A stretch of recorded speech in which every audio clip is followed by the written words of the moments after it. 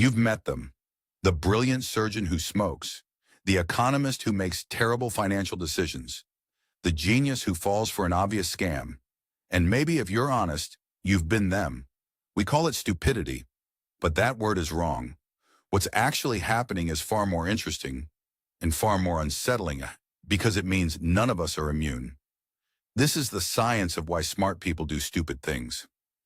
The first thing you need to understand is that intelligence and rationality are not the same thing. Psychologist Keith Stanovich spent decades studying this gap. He calls it dysrationalia, the inability to think and behave rationally despite having adequate intelligence. IQ tests measure one very specific thing, the ability to process certain types of abstract information quickly. They measure almost nothing about how well you reason in real life. Think of your brain as having two systems. System 1 is fast, automatic, emotional. It runs in the background constantly, making snap judgments. System 2 is slow, deliberate, logical, the part you use when you actually think through a problem.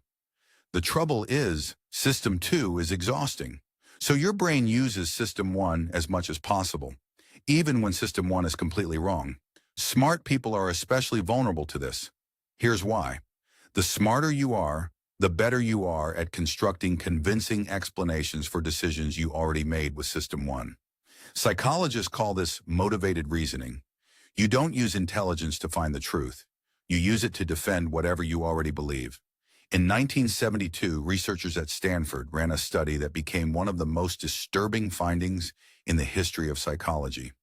They took two groups of students, some who supported capital punishment, some who opposed it. They showed both groups the exact same two studies on whether the death penalty deters crime. One supported deterrence, one opposed it. Both groups found the study that supported their existing view to be rigorous and convincing. Both groups found the opposing study to be flawed. The same data, opposite conclusions. And here's the finding that changed everything.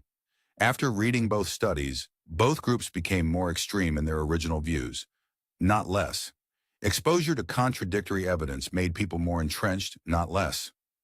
This is called the backfire effect, and intelligence makes it worse. The smarter you are, the more sophisticated your ability to dismiss evidence you don't want to believe. There's another force at work, one that operates completely beneath conscious awareness. Psychologists David Dunning and Dunning-Kruger demonstrated in 1999 that the least competent people in the domain wildly overestimate their ability.